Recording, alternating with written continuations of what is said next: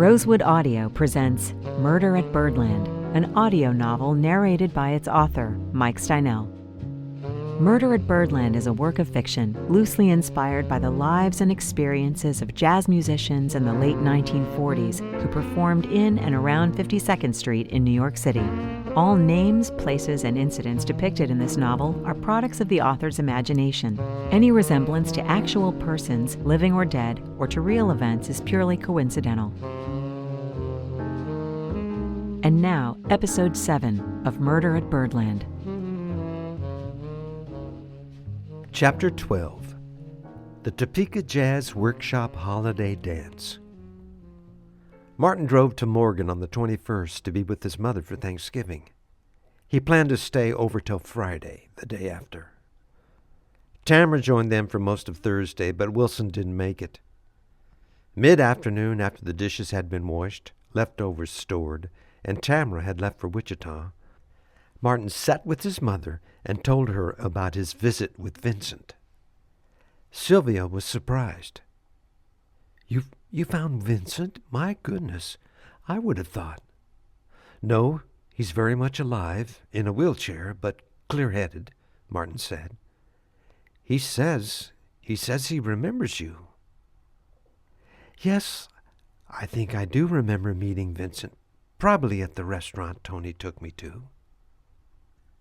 Although Martin and his mother talked at some length, he did not tell her about his experiments with the Polaroid, his trip to Tootie's Mayfair, the incident with Denise, his neighbor, or how Steve, the paint store man, got stuck in 1949.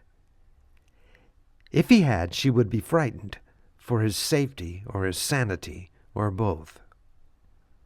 Martin had so much to tell, and yet no one to tell it to. At the clinic, his conversations seldom ventured far from professional matters. He wasn't active in a church or any group like Rotary or Kiwanis. His only semi-social interactions were with Grady Jackson and Bob Shepard, the bassist and the drummer for the Topeka Jazz Workshop. The workshop hosted a holiday dance every year on the Saturday after Thanksgiving. It was a fundraiser. Martin looked forward to it and usually put in extra practice during the weeks prior. This year he feared he might be rusty. Robert's funeral, researching the Costello family, traveling to Tootie's Mayfair, learning about time loops, meeting his uncle, everything had consumed his time. After hearing Bird's blistering version of A Night in Tunisia, he planned to work on fast tempos as soon as he got home Friday.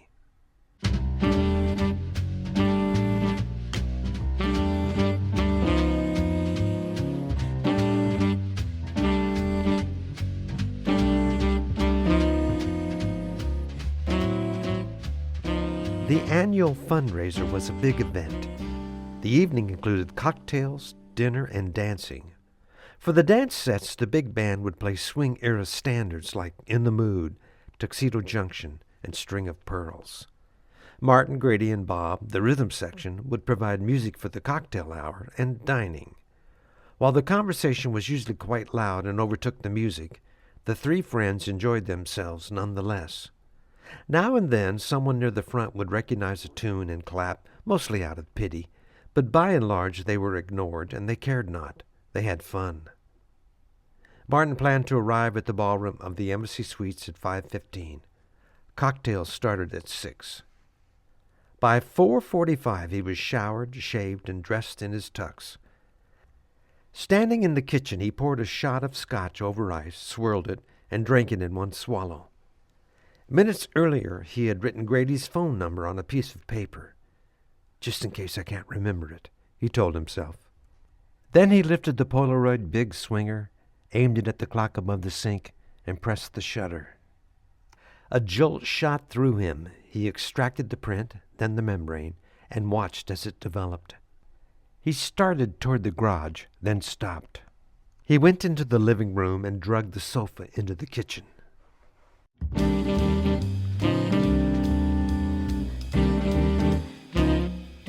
The bar was opened when he arrived, and Martin had a drink in his hand when he got to the stage.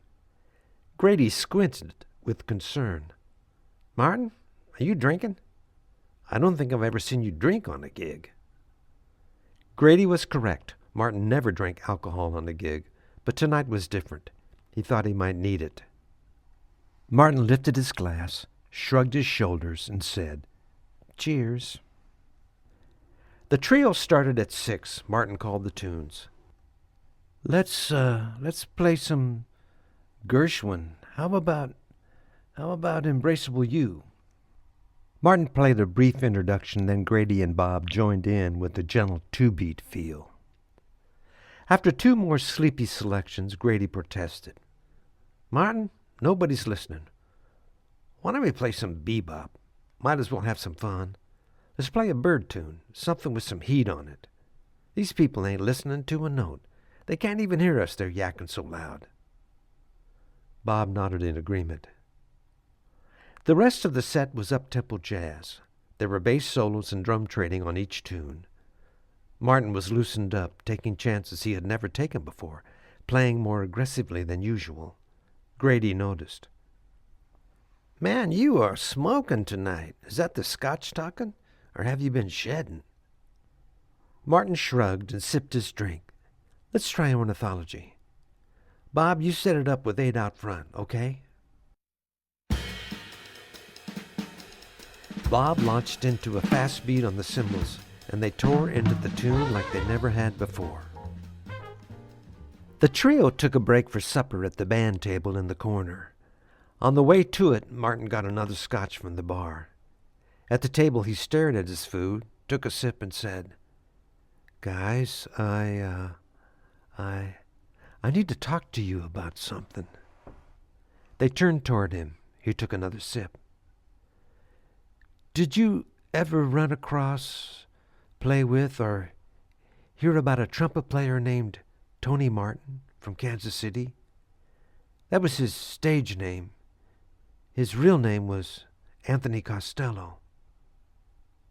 The 2 men shook their heads. Grady said, "Nah, doesn't sound familiar." Martin continued. "He played in Kansas City and toured with the Charlie Barnett Orchestra in 1949. Bob laughed. "Man, in 49 I was just learning to tie my shoes." Grady chuckled. Martin took another sip, picked up a roll, and buttered it.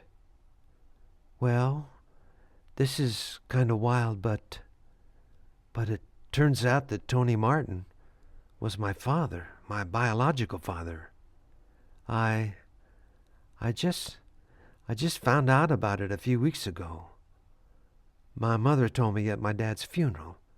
I mean the funeral of the man, who raised me." They stared at him and waited. He took a bite of his roll, chewed, swallowed, and continued. I guess my mother met him when she was living in Kansas City, going to nursing school." He paused. "So were they married?" Grady asked. "No, they never married." He took another bite.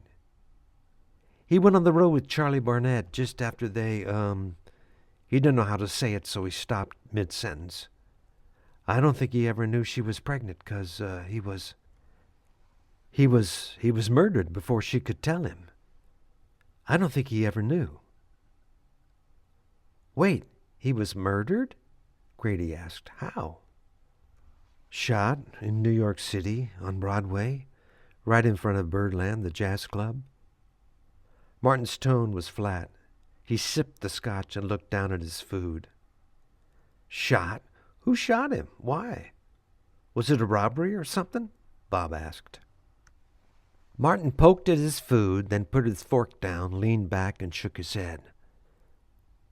"Don't know for sure, but I believe it had something to do with his family. They were involved in bad stuff in Kansas City back then." Grady leaned in. "Back up. Your father was a Costello? Part of the Costello family in Kansas City? I remember stories, numbers, gambling, all that. A guy my uncle knew got in deep, owed them money. They broke his fingers, Martin. He was a piano player. The Costellos were a rough crowd, that's for sure." "Yes, my father was Anthony Costello. Part of that family, that's right." Martin began to cut into his chicken cordon bleu. He pushed the pieces around with his fork, then took a sip of scotch. "So, was your mother with him in New York when he was murdered?" Bob asked. "No, she found out about it later when she got a box in the mail with letters, photographs, and a police report." "Man, that's wild. Did they ever find out who killed him?" Grady asked. "No, the case was never solved." "Martin," Bob wrinkled his brow in concern, "are you okay? This is heavy stuff, man." "Oh, sure. I'm fine, really." Martin smiled to reassure his friends. "It actually explains a lot." He poked at the chicken again. The big band played 2 more sets. Martin drank 2 more scotches. By the end of the night, it was obvious that he shouldn't drive. But even before Grady could mention it, Martin asked, Hey, man, I don't think I should drive, you know. Could you drive me home?" "Of course, Martin," Grady said. "Just wait a second. Let me get my gear packed up. Why don't you sit down while you wait? You seem kind of wobbly."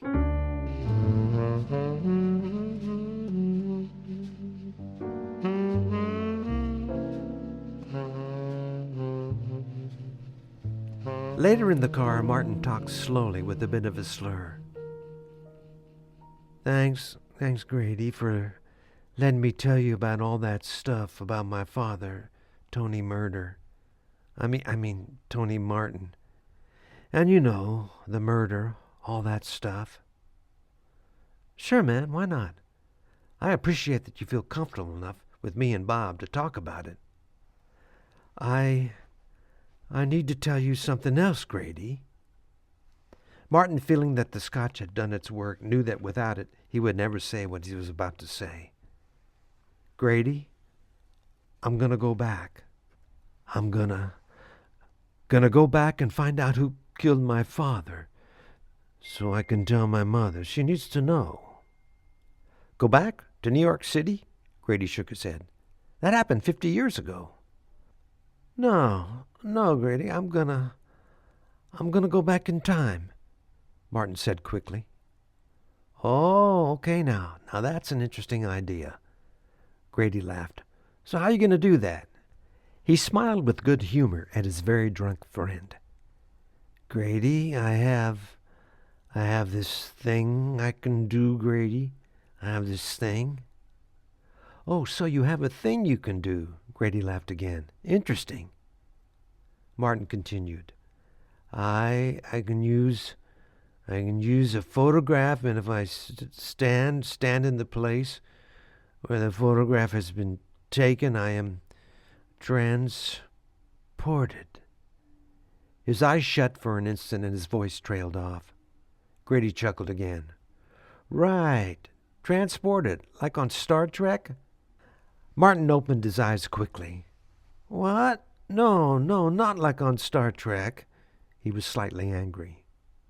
The conversation continued till they reached the house, and once there, it was obvious that Martin could barely walk. Grady helped him inside. "Why the hell is your sofa in the kitchen, Martin?" Grady asked.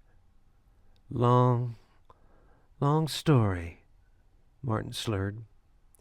"You sit right there." Grady deposited his friend on the couch. "I'm going to make you some coffee, and you're going to take some aspirin for the morning. You ain't going to feel too good tomorrow.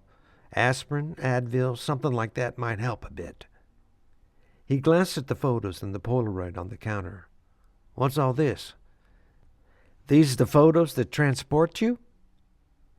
"That's right, Grady," Martin said grandly. If I touch these, there's a buzzing and a vibration. Shakes my whole body. It's very loud, Grady, very loud. Very, very loud. The ground vibrates and then it just shoots out of my head." He threw his arms up, nearly tipping the couch.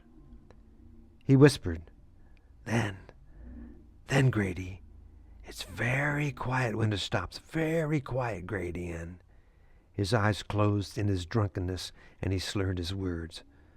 I'm in the same spot, but in a different time. He straightened suddenly. Did you hear me, Grady? I'm in the same spot, different time. He raised a finger and traced a crooked circle in the air. I will, looped back. Wow, Martin, very interesting. Grady said as he opened cabinets. Where's your coffee? I don't drink coffee, Grady, he said as if the idea was ridiculous. How do you get through life without coffee, Martin? You got tea? Martin stood up. Grady, forget about the coffee. Forget about the tea. Let me show you how this works. He grabbed a print. This one I took a week ago at 10:10 a.m. If I put my hand on this, it will loop me back to Saturday. He had to think. One week ago, 1 week back, I'll loop. Grady wasn't listening. This is all very interesting, Martin, very interesting. Grady said without turning. So you got no tea either? Martin was angry now. Grady, you need to listen to me. This is really true.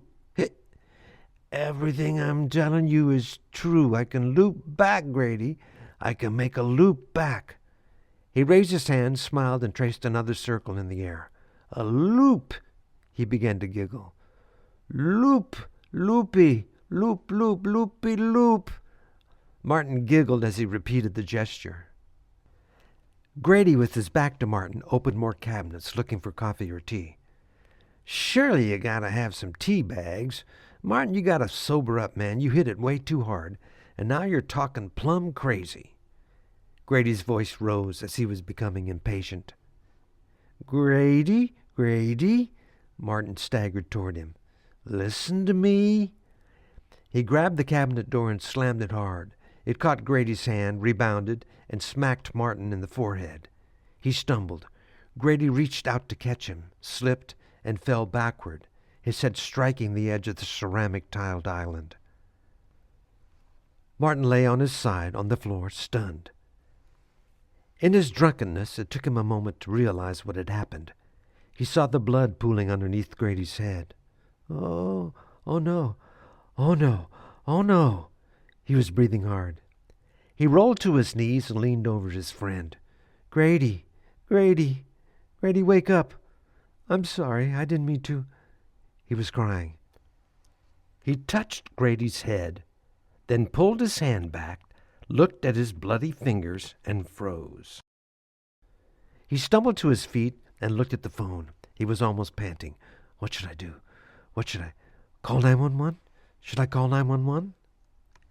He walked toward the phone on the wall, then stopped suddenly at the island and began sifting through the photos. Oh, of course, yeah, here it is, he said as he held the photo by its edges, then moved to the spot where he felt the buzzing.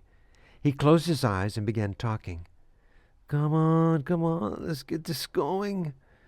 The sound became more intense, and the vibrations moved up through his body. Then the silence came. He slumped back and fell to the hard floor. Where's the sofa? He whined. Oh, yeah, I pulled it out here before I left. But after I took the shot, jeez. When he could focus, he looked at the photo still in his hand. The edges were now bloody. He pulled himself to his feet and looked at the clock above the sink. It was 4:45. His head was foggy, mostly from the scotch, but not so foggy that he didn't remember the dance and the ride home with Grady. He peered around the island to make sure Grady wasn't on the floor in a pool of blood. He sifted through the photos until he found the piece of paper with Grady's phone number. He dialed it. Hi, Grady. This is Martin. Do you think you could give me a ride to the gig? Sure, Martin, no problem. Everything okay? You sound drunk. Are you drunk? Yeah. Just a little, Grady, just a little." He listened while Grady chuckled softly. "Grady, are you okay?" "I'm fine, Martin. I'll pick you up in 10." Martin walked to the sink and washed the blood off his fingers.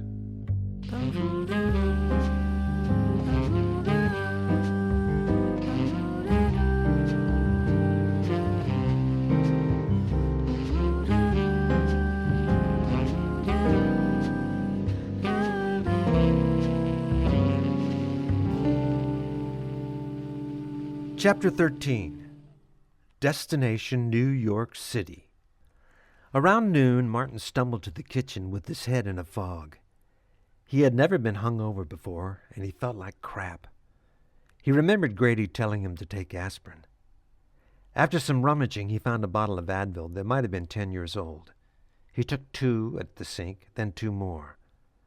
The clock above said 12. It was light out, so he assumed noon. But his body didn't feel like it. He did the calculation. Grady had driven him home around 12:30 a.m. and hit his head shortly after. Martin had looped back to 4:45 and called Grady for a ride to the gig. Working backward, he counted the hours on his fingers, from 12:30 a.m. to 4:45. He went through it twice to be sure. 7 hours and 45 minutes, he said to himself. I am 7 hours and 45 minutes behind the loop where Grady fell. He looked at the spot where his friend had fallen. The picture in his mind was vivid and disturbing. Grady on the floor, blood pooling under his head. What had become of that Grady? Did that loop simply stop? Did an ambulance come? Was he treated? Or did Grady not make it? Did the police arrive then to investigate what appeared to be an accidental death? Or would they have suspected a murder? If Martin had let that loop play out, would he be in a cell right now, asking for his one phone call? He sat on the sofa, which was still in the kitchen, and tried to think. Everything in his mind was like the clouds before the rain, swirling and churning. Where's the Grady that fell? Where's the paint store man? Martin thought of Steve running into the Black Night in 1949 and hoped that he was okay. Where's the Denise that fainted? Where's the Martin that pounded on the door? How does this work? How? Eventually, he fell asleep. He slept for hours, and as dreams tend to do, his return near waking. The men in their purple shoes drifted in softly. They wore tuxedos and floated through the air as the light from the moon glinted off their polished footwear. They danced in time to a tune that seemed to Martin vaguely familiar. It was strangely beautiful. He woke in the dark and whispered to himself, "Again? Same dream. What does it mean?" It perplexed him.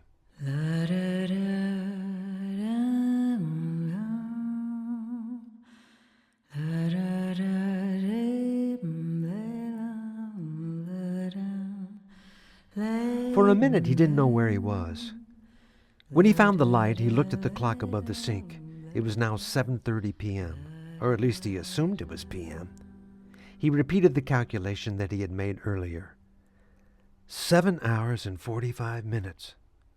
He thought of Thomas Gaylord. 2 watches.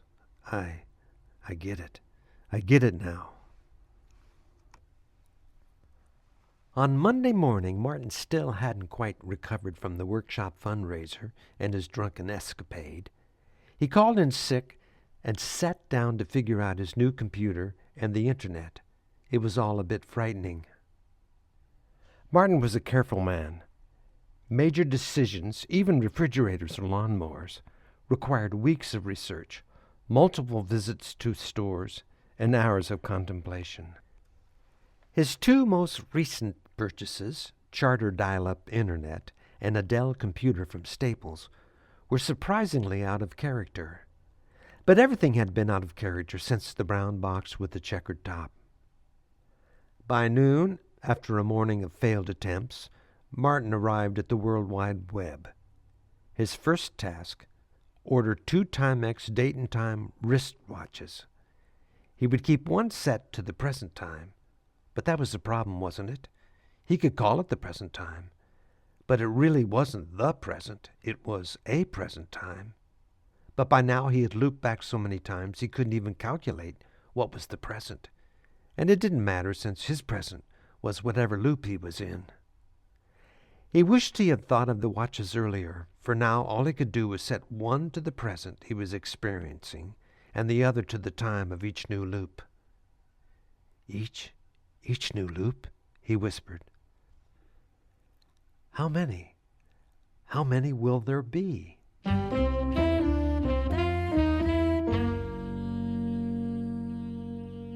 It was undeniably true that with the photo held in his hand, he could loop back to the moment and place where the photograph was taken. It was also undeniably true that even though he would physically find himself in that time and place, his body remained in some time of its own. The mark on his arm had not disappeared. Neither had the mud on his pants.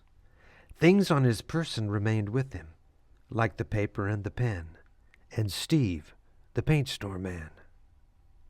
A profound sense of loss set in when Martin realized that the present he would leave, looped from, could never truly be regained. He was like a safety beaten by a receiver who ran at the exact same speed, but always 2 steps ahead. That receiver would never be caught. The present he left on his first experiment could never be recaptured, no matter how hard he tried. With each loop back, that present slipped further and further away. It was all very confusing, but he was committed. He was going back to 1949, 52nd Street. Around 2 p.m., he navigated his way to the American Airlines site and booked a one-way ticket from Kansas City International Airport to LaGuardia, departing the next Saturday, the first day of December. When to return? The question caught him by surprise. How long could I stay? How long should I stay? He closed his eyes and tried to concentrate. If I take a photograph of the hotel where I'm staying, once I arrived, I can use that photo to get back to Saturday, December 1st, 2001. So, no matter how long I stay in the past, I can always get back to that moment when I take that photo. Martin booked a return to KCI for Sunday, December 2, 2001. Where shall I stay? After some clumsy research on Travelocity, he settled on the Knickerbocker Hotel at Times Square, just blocks from 52nd Street.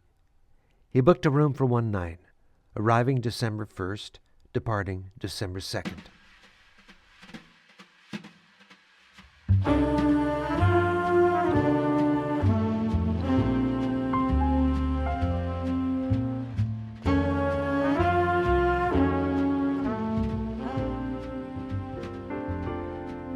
The Knickerbocker Hotel was built by John Jacob Astor IV in 1906.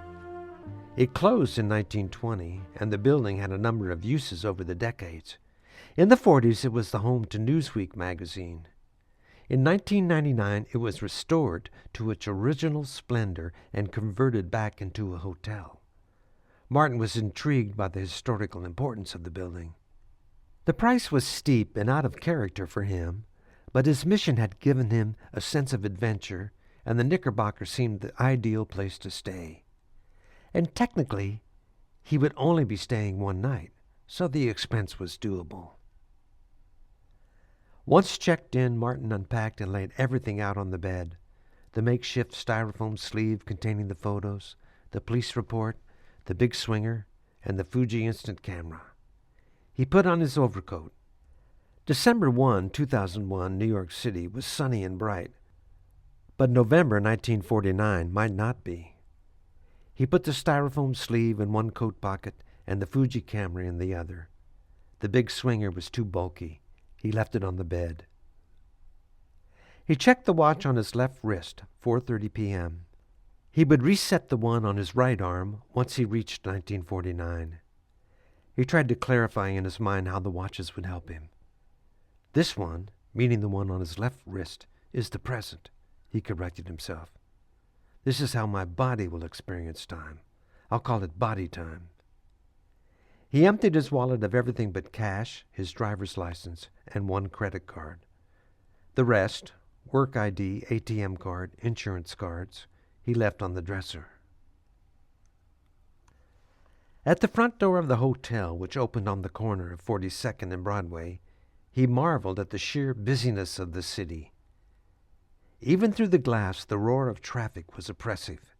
He needed a photograph, the photograph to get him back to 2001, but where to take it? He stepped out into the crowd waiting at the corner. He tipped his head back to look up into the cavern of glass, metal, brick, and neon that is Times Square. He didn't notice that the light had changed until the pedestrian swarm began to move and sweep him along with it. He walked north on Broadway toward 52nd. Footsteps, voices, traffic, everything blended into a confusion of white noise. At his feet, he felt a buzzing coming from the sidewalk. He wondered, how many photographs have been taken in Times Square? At 45th Street, where 7th Avenue and Broadway cross, he turned back and looked south. Both sides of the street were a blaze of color and neon. Even in broad daylight, it was impressive. The crowd thinned enough for him to brace himself against a light pole and take a photo. The pole became his protection against the pedestrians as he extracted the print and let it develop. With the photo safely in the styrofoam sleeve, he walked east to 5th Avenue, then north to 52nd. His destination, 21 West 52nd Street, the 21 Club. When he arrived at 52nd, he was stunned. In the 1940s, it had been 2 full blocks of brownstones converted into speakeasies, jazz clubs, and strip joints.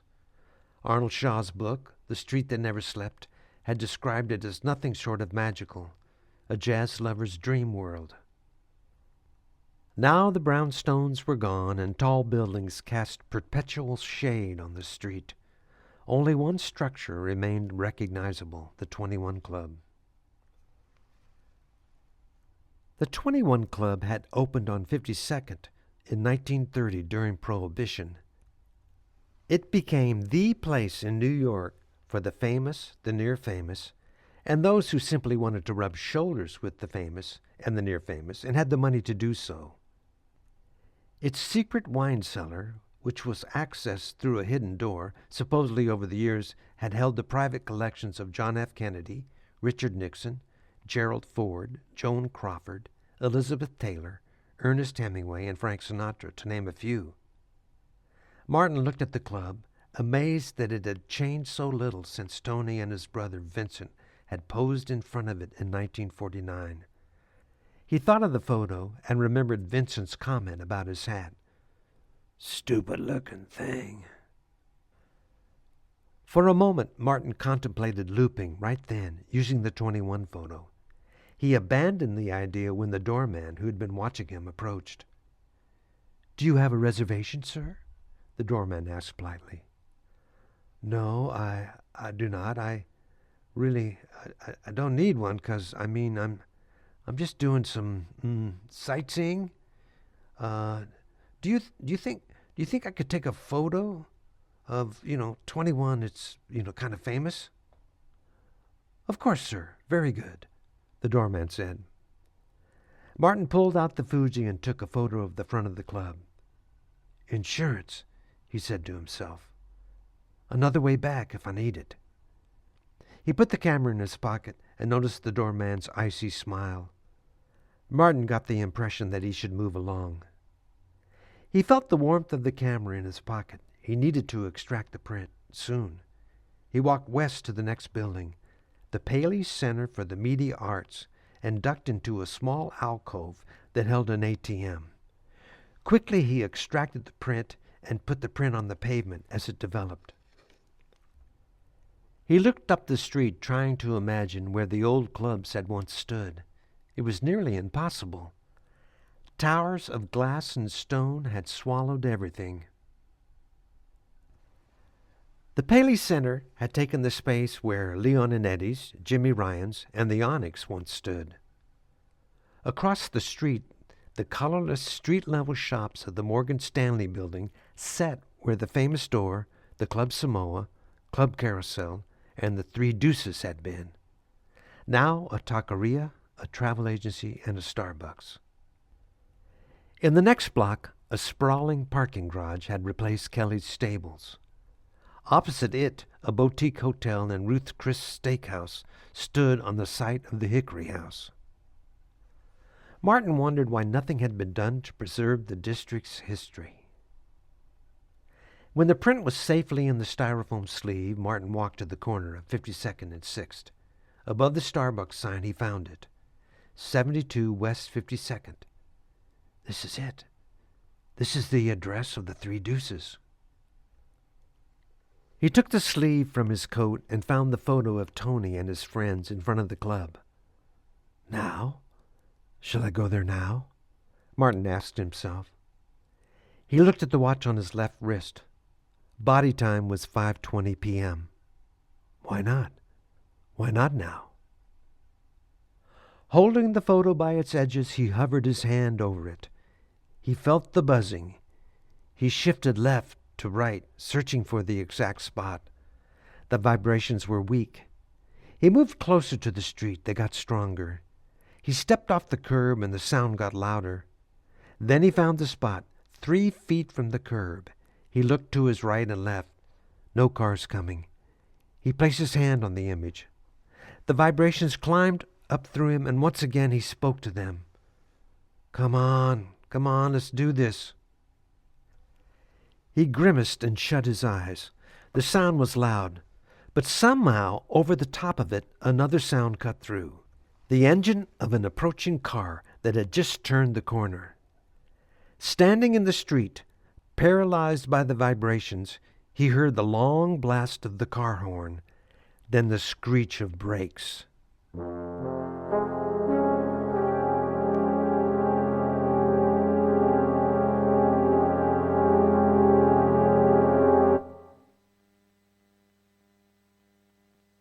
You've been listening to Murder at Birdland, an audio novel. To learn more about the author and the story behind the music, visit murderatbirdland.com or mikesteinell.com.